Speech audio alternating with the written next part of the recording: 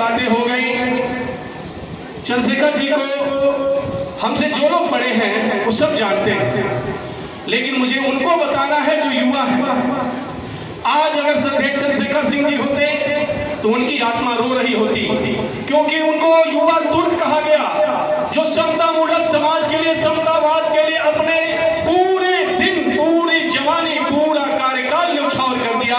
ऐसे चंद्रशेखर सिंह जी आज युवाओं को जब भटकते हुए देखते, इस दल के साथ, उस दल के साथ, उस दल के साथ, इस जाति के साथ, उस जाति के साथ, तो निश्चित ही चंद्रशेखर सिंह जी की आत्मा रोती रहती है, क्योंकि समतावादी समाज में जातिवाद, धर्मवाद का कोई जगह नहीं है। समतावादी समाज में सिर्फ एक इंसानियत, एक मानवतावाद और एक राष्ट्र की बात होती है। आज हम जिनकी पुण्यतिथि में आए हैं, ऐसे चंद्रशेखर सिंह जी जो अल्पमत की सरकार बड़े कम समय में चलाए।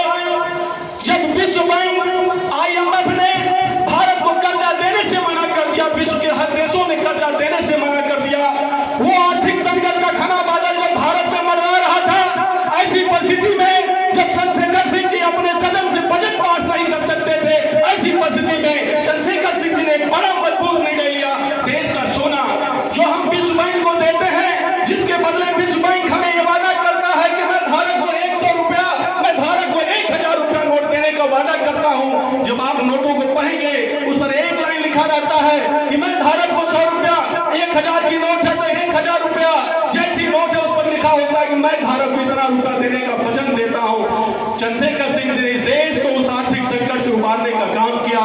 अल्पमत की सरकार में और पूरे अपने राजनैतिक कार्यकाल में चंद्रशेखर सिंह ने कभी पदों से समझौता नहीं किया।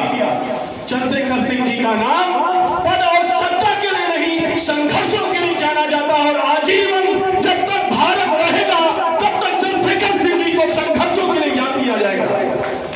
आज के कार्यक्रम का जो मुख्य उद्देश्य है 24 का जनादेश, क्या है संदेश, मैं बता दूं। आदरणीय संजय भैया, आदरणीय सांसद जी वीरेंद्र सिंह जी, वीरेंद्र भैया, मंच पे मंचासीन साथियों, मैं बड़े गर्व के साथ कहता हूं कि भारत का हर हिंदू, मुसलमान, हर पिछड़ी अल्पसंख्यक, अनुसूचित जाति के लोग, सभी जाति धर्म, कुल धर्म के लोगों ने एक बार इस सरकार को संदेश देने का काम किया कि राम का पूरा पूरा सम्मान है। राम का सिर्फ हमारा ही नहीं, राम तो पूरी सृष्टि के मान है, इसलिए राम का पूरा पूरा सम्मान है। लेकिन भाजपा के लोगों ये याद रखो, राम के नाम पर देश के रोजगार पर, देश के युवाओं के रोजगार को छीना नहीं जा सकता। एक तरफ देश के किसान के बच्चे भूखों मर रहे हैं, एक तरफ देश के किसान के बच्चे पढ़ाई के लिए तरस रहे हैं, तड़प रहे हैं। ऐसे में एक तरफ माननीय मोदी जी की सरकार देश के अमीरों को 18 लाख करोड़ कर्जा माफ करती है, और देश के किसान 1 लाख का कर्जा ले लिया अगर बैंक से तो जेल जाता है, उसका खेत गिरवी रखा जाता है। देश की जनता ने भाजपा को यह संदेश देने का काम किया कि राम का पूरा सम्मान है, लेकिन राम के नाम पर रोजगार खत्म नहीं किया जा सकता, राम के नाम पर जाति धर्म का झगड़ा नहीं कराया जा सकता, राम के नाम पर देश को बांटा नहीं जा सकता, राम के नाम पर हिंदू मुसलमान को अलग खड़ा करके अलग अलग हिस्सों में नहीं बांटा जा सकता। राम तो वो है, ईश्वर अल्लाह तेरो नाम, सब कुछ समझे दे भगवान, जय रघुपति राघव राजा राम, पतित पावन सीता नाम।